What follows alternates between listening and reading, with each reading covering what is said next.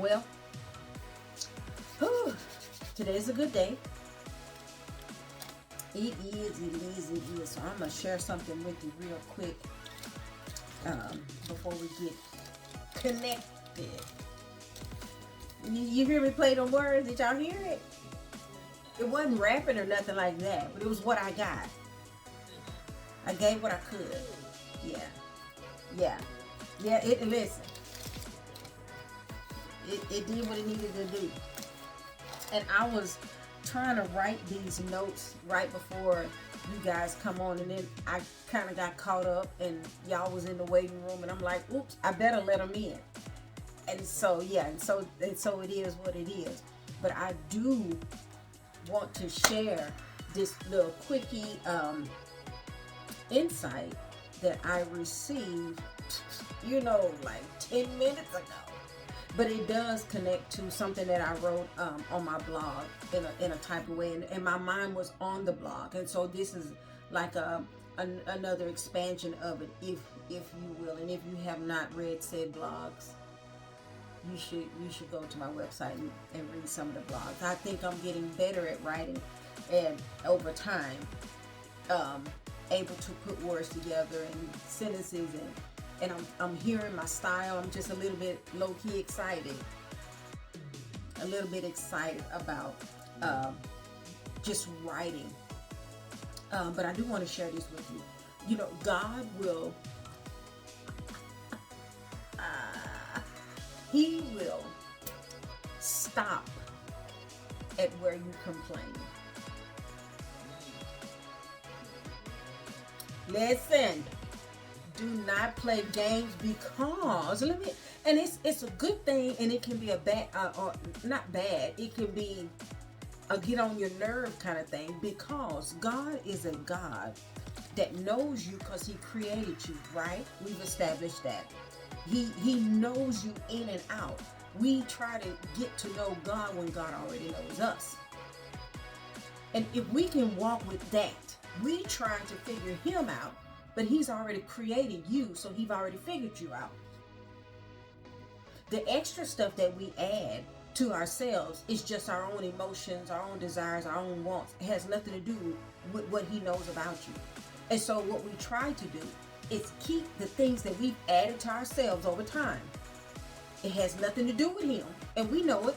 We just add stuff. We add character, we add ways, we add harms, hurts, traumas. It has nothing to do with Him.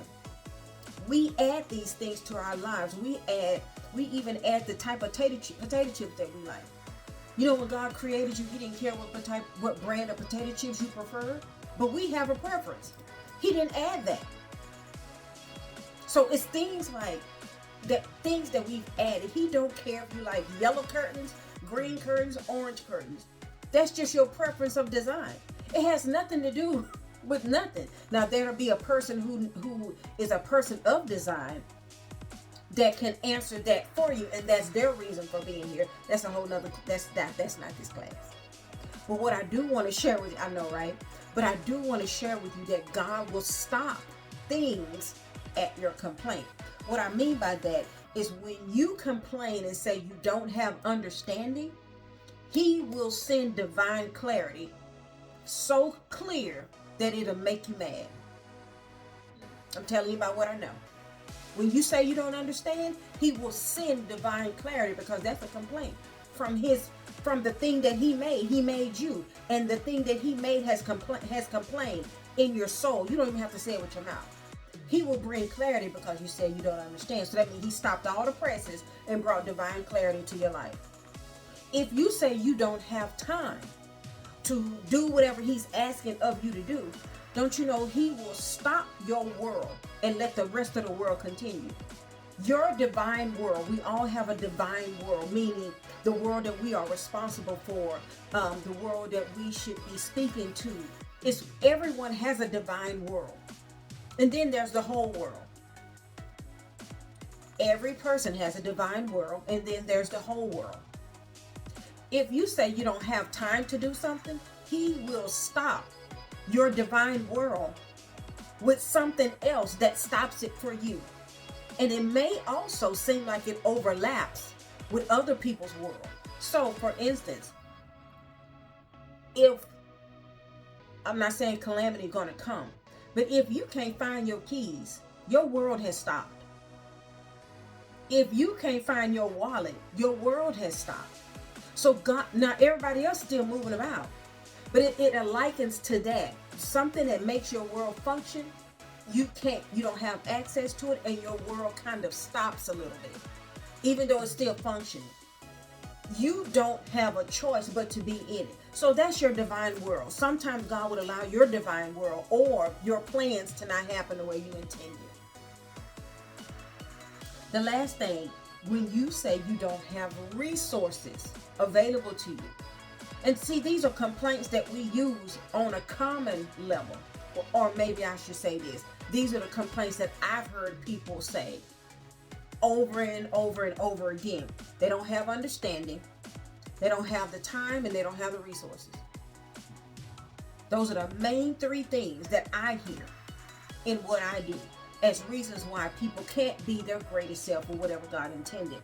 And when you say you don't have resources, most of the time the resources mean you don't have any help, you don't have any friends. Because I've said it. Y'all have heard me say that plenty of times. I don't have no friends. Until, you know what happened? I used that for and I didn't know it until I did know it. I used that for so long, and I was kind of playing with it until he put me with a group of people where I have a whole lot of friends. And it ain't y'all. So it's like, okay, now you got friends. Say less, sis. I was using it. I sure was. I was using it on the cut, or I was using it low key. I don't have no friends. And out of nowhere, seemingly,